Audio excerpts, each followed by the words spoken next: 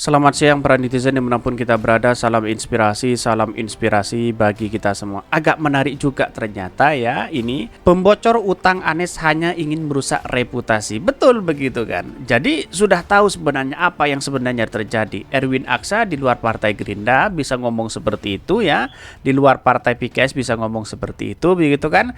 Ya tidak lain ya, tujuannya hanya ingin mencederai reputasi Anies Baswedan. Apalagi Pak Sandi begitu kan, kok bisa menyerang seperti itu begitu kan.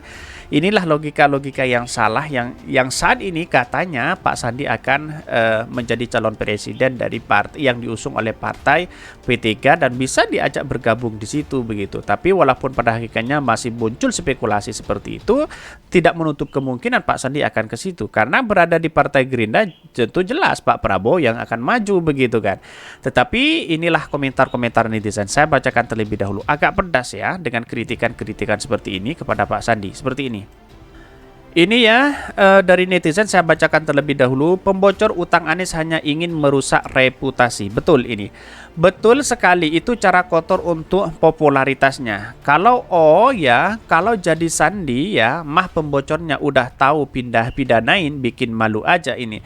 Siapa yang memulai, dialah yang awal pembusukan dirinya sendiri. Nauzubillah min dzalik. Ya, kita tahu Sandi itu ya orang yang memang kerap sekali dengan agamis ya, tapi kalau dibenturkan dengan ini dengan hal ini, apakah publik bisa mengetahui dan berspekulasi atas bisa dijadikan fitnah atau bohongan begitu kan.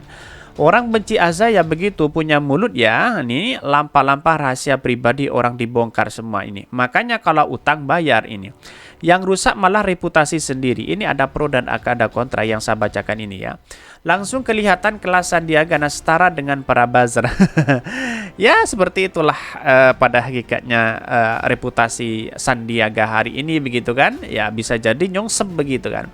Ah, kok begitu narasinya? Hutangnya tetap hutang yang wajib dilunasi kecuali si pemberi hutang sudah mengikhlaskan. Jangan kalau mau berhutang ya memelas, waktu ditagih malah menganas. Inilah, emang berita-berita kamu nggak merusak reputasi orang lain, Min? Ini banyak sekali yang mengkritik mereka, begitu kan. Ada pro dan ada kontra, tetapi inilah bagian dari demokrasi. Kritikan-kritikan seperti ini harus kita dengarkan, begitu kan. Maka di channel Hodari Podcast Serayan ini menampung aspirasi semua. Silahkan tulis di bawah komentar, begitu. Hanya orang munafik dan orang kafir yang tidak suka dengan Anies Baswedan. Ya nggak juga, begitu kan. Bukan merusak karena punya hutang tak mau bayar. Yang salah Anies sendiri pura-pura lupa dengan hutangnya. Ya kan sudah ada klarifikasi, sudah ada di atas materai, baca sendiri datanya begitu. Waduh, ini ketinggalan zaman orang-orang seperti ini begitu. Jangan-jangan cebong ya. Black camping tak masalah asal tidak mematikan karakter seseorang. Amerika saja ada negara demokrasi lama, bukti Obama pimpin 2 periode yang pernah di Jakarta. Yang penting usung perubahan yang terbaik dari yang sekarang. Betul sekali. Dan akhirnya senjata makan tuan. Ini banyak sekali yang mengkritik mereka begitu kan. Apa reputasi Sandiaga Uno udah istiqoroh. Lama-lama aib Anies terbongkar juga. Nah, ya kalau masalah ini ya terserah pada orang. Orang kan muncul spekulasi begitu. Padahal itu kan utang-utang itu sudah selesai dengan perjanjian itu begitu. Kok masih seolah-olah dituduhkan bahwa Anies Baswedan punya utang kan? Itu logika kita begitu. Di mana begitu kan? Kan aneh sekali begitu. Dan bahkan ini ya, bahkan utang lunas kok ditagih usai Anies dapat tiketnya pres, itu yang menjadi pertanyaan hari ini begitu. Mau merusak malah kena serangan balik ini. Tujuan Anda apakah seperti ini, Bung ini? Bayar utang kunis ini. Banyak sekali yang mengkritik, ada pro dan ada kontra. Tetapi inilah catatan demokrasi kita begitu.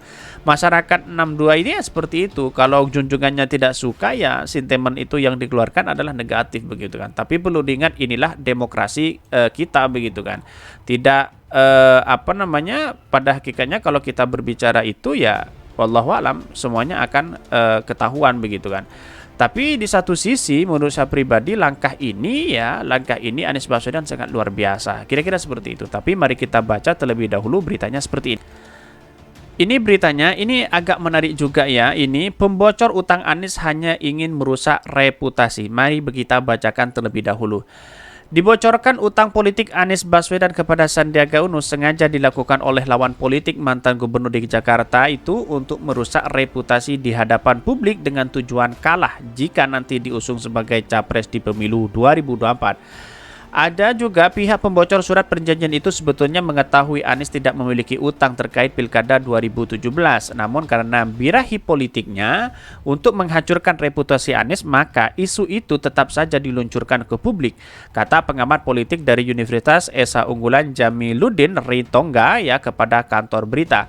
Bahkan ya mantan dari Vkom ISIP ini berpendapat dalam perjanjian itu jelas dinyatakan utang akan dikembalikan bila Anies kalah dalam Pilkada 2017.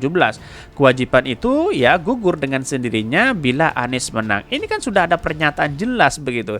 Kenapa masih ngotot sana sini begitu kan? Dan bahkan muncul spekulasi hari ini dari Pak Fahri Hamzah begitu kan? Ya itulah pada hakikatnya blunder menurut saya pribadi. Nyatanya Anies bersama Sandiaga Uno memang dalam Pilkada 2017 ya dengan begitu perjanjian utang tersebut otomatis tidak berlaku imbuhnya. Bahkan menurutnya itu ya sebenarnya tidak perlu membesar bila Sandiaga Uno ya cepat menjelaskan duduk persoalan sebenarnya. Namun Sandiaga Uno terkesan mengambang persoalan itu dengan menyatakan sudah mengikhlaskan. Dan itu dengan istiqoroh mengikhlaskan dan sebagainya seolah-olah Anies Baswedan punya utang. Di mana letak logikanya begitu?